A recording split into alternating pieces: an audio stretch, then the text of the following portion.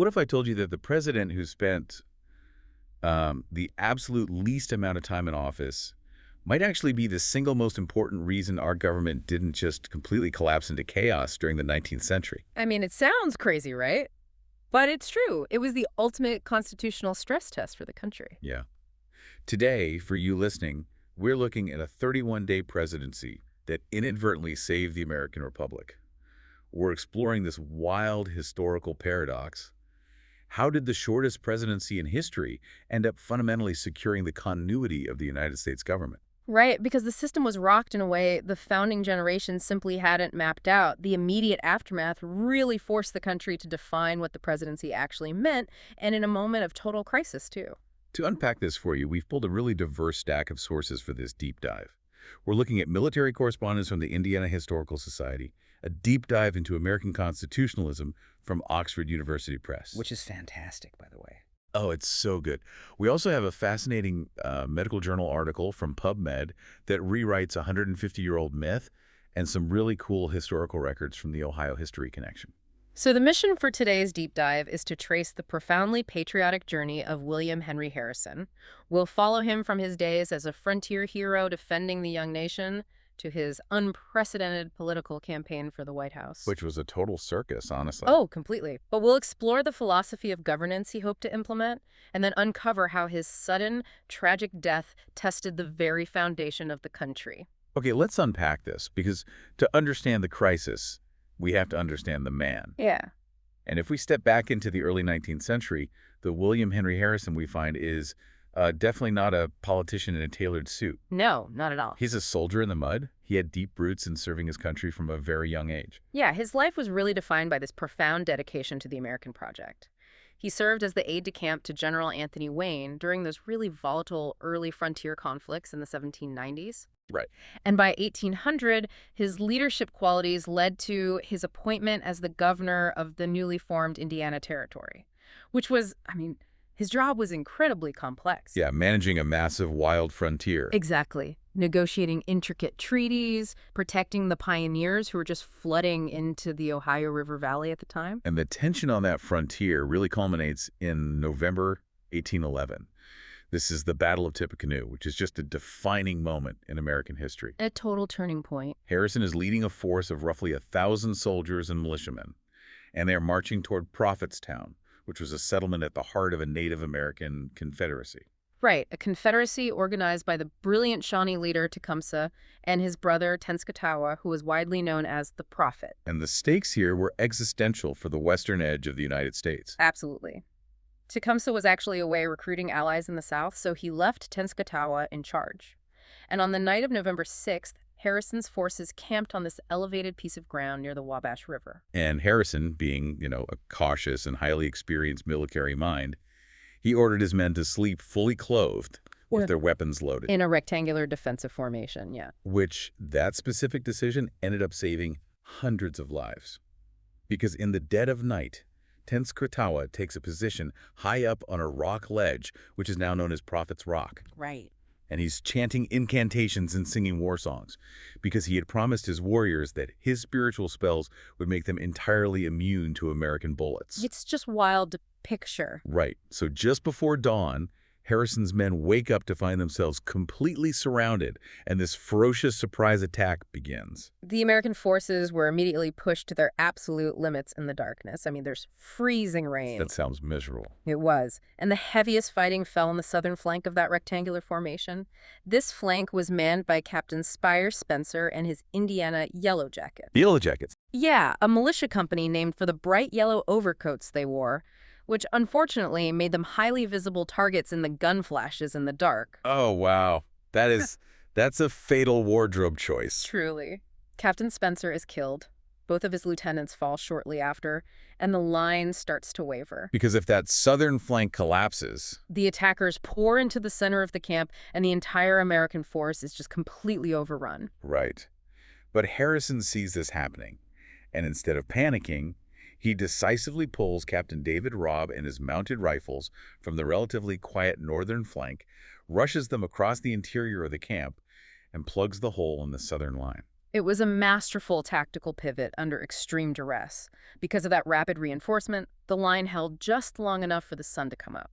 And once daylight broke, they fought off a second wave of attacks, and eventually, Harrison's superior firepower and disciplined formation won the day. Yeah, Prophetstown was abandoned, and the Confederacy suffered a massive blow. You know, I picture Harrison's defensive formation as a massive breakwater protecting a harbor.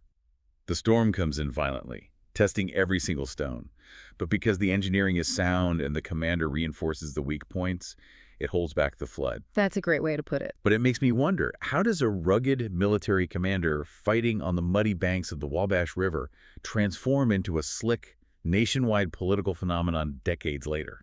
Well, what's fascinating here is how that specific battle immortalized him in the American psyche. Tippecanoe wasn't just a military win, right? It became a cultural touchstone. Yeah. Harrison became the ultimate symbol of the independent, hardworking, rugged American spirit. And by the time the 1840 presidential election rolled around, the Whig Party realized this was exactly the kind of patriotic hero the country was desperate for. And we really have to look at the political climate of 1840 to understand why. The country was suffering through a brutal economic depression following the Panic of 1837. And just to be clear, we're neutrally reporting on these historical political strategies here without taking sides. But the Democratic incumbent, Martin Van Buren, was taking all the blame for the banking failures. The Whigs even dubbed him Van Ruin. Which is pretty catchy. The Whig Party at this time was a fractured coalition. They were held together mostly by their shared opposition to the sweeping executive powers established by the previous president, Andrew Jackson. So they needed a unifying figurehead. Exactly. Someone who could bypass complex policy debates and appeal directly to the emotions of the voters. Harrison was the perfect blank canvas. Right. And to balance the ticket and pull in Southern states' rights voters, they added John Tyler of Virginia as his vice president. It was a purely strategic move that literally no one thought twice about because vice presidents traditionally had very little actual power. Right, they just sort of sat there.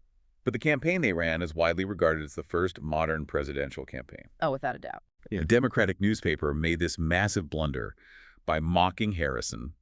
They suggested he was an out-of-touch old man who would be perfectly happy just sitting in a log cabin drinking hard cider on a military pension. It backfired so badly. The Whigs brilliantly took that insult and weaponized it.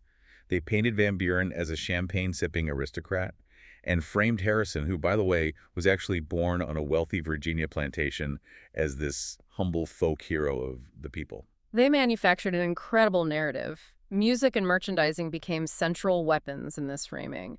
An Ohio jeweler named Alexander Kaufman Ross took an old minstrel tune called Little Pigs and wrote new lyrics for it. Oh, yeah. The song was called Tip and Tie, referring to Harrison, the hero of Tippecanoe, and John Tyler. I was reading the lyrics from the sources, and they are incredibly catchy, but completely devoid of any actual policy. Purely vibes. Literally. Ross wrote, "What's the cause of this commotion, motion, motion, our country through? It is the ball a-rolling on, for Tippecanoe and Tyler too." And then the chorus goes, "And with them will be little Van. Van is a used-up man." It was sung at rallies all across the country. And, you know, that lyric about the ball rolling on wasn't just metaphorical. Wait, really? Yeah. The campaign built great canvas balls, 10 or 12 feet in diameter, painted them with campaign slogans, and crowds of supporters would literally roll these massive balls from town to town. Are you serious? Yes. To physically demonstrate the campaign's momentum, it is actually where the phrase "keep the ball rolling" originates. That is wild. But I mean, weren't the Whigs essentially just inventing modern political spin here? Rolling physical canvas balls feels like the 1840s version of making a meme go viral. Oh, absolutely. It's all merchandise and catchphrases, completely sidestepping any debate about how to actually govern. I agree completely. This election represents a great divide in American campaign music and strategy. It was the very first time that character framing, merchandising like handing out log cabin and hard cider barrel paraphernalia and catchy slogans were utilized to sing a candidate into the presidency. And it worked. Flawlessly. Harrison won in an electoral landslide. But here's the crazy part. He wins the campaign with all this loud populist noise. But when we look at the Oxford University press text on his actual governing philosophy, it's a completely different story. Right. Once he reached the White House, his approach to the presidency was deeply cautious and respectful of the Constitution's limits. Harrison took his duty to the Constitution incredibly seriously, and we see this clearly on Inauguration Day. It was a freezing, wet March day in Washington, D.C. Miserable weather. Yeah, and Harrison, wanting to project strength and vitality at age 68, stood outside without a coat, hat, or gloves and delivered the longest inaugural address in American history. How long was it? It took him nearly 2 hours to read. Wow. But that speech wasn't just empty rhetoric. It was a precise, patriotic outline of his belief in executive restraint. He was deeply concerned about the danger of the presidency evolving into a dictatorship. Because the dominant political force before him had been Andrew Jackson, who fundamentally changed the presidency by using the veto power aggressively to shape legislation he simply disagreed with. Right. Harrison, reading from his inaugural address, explicitly warned against the government terminating in a virtual monarchy. He believed the president should be the servant, not the master. And to prove it, he pledged to serve only one single term. Exactly. He had a massive debate over the presidential veto. Previous presidents used it aggressively, but Harrison argued the veto should only be used to protect the Constitution, prevent hasty legislation, or protect the rights of minorities, not just to dictate ordinary policy. That limitation on the veto is a crucial piece of his philosophy. So what does this all mean? The way I see it, Harrison was operating like a referee in a sports game. Okay, I like that. Right. He believed the president should only blow the whistle on a clear foul, like a constitutional violation. He didn't think the referee should be the one trying to call the plays for the legislative branch. If we connect this to the bigger picture, Harrison viewed himself as an independent umpire for the whole Union. Yeah. He noted in his address that the United States was incredibly extensive, with a massive variety of geography and local interests. Because of that immense diversity, he believed deeply that a restrained executive was necessary to prevent a powerful majority from trampling on the localized minority. It was a profound vision of balance. It really was. But tragically, he never got to put that vision into practice, because just 31 or 32 days, depending on how you count the hours after that freezing inaugural address, William Henry Harrison was dead. The shortest presidency in U.S. history. Right. Now, for 150 years, the myth we've all been told is that he died of pneumonia because he stubbornly refused to wear a coat during that marathon speech. That is the enduring myth. The idea that old Tippecanoe caught a chill that eventually settled in his lungs. But modern medical evidence tells a very different and much more alarming story. Yeah, we looked at a fascinating case report published in PubMed. The researchers did a careful review of the daily case summary, written by Harrison's personal physician, Dr. Thomas Miller. And what did they find?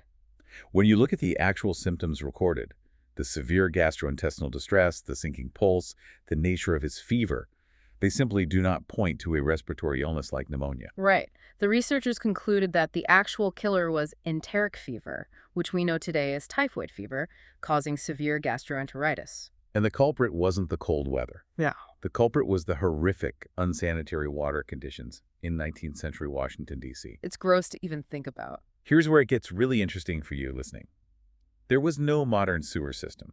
Human waste was routinely dumped onto public grounds just a few blocks from the White House, directly upstream from the water supply that fed the executive mansion. The tragic irony here is just profound. I mean, he survives night attacks on the frontier, he survives the War of 1812, only to be taken down by a hidden enemy, the capital city's own water supply. Exactly. He spent his life fighting visible threats to the nation, but the infrastructural growing pains of the young republic are what actually cut his patriotic mission short.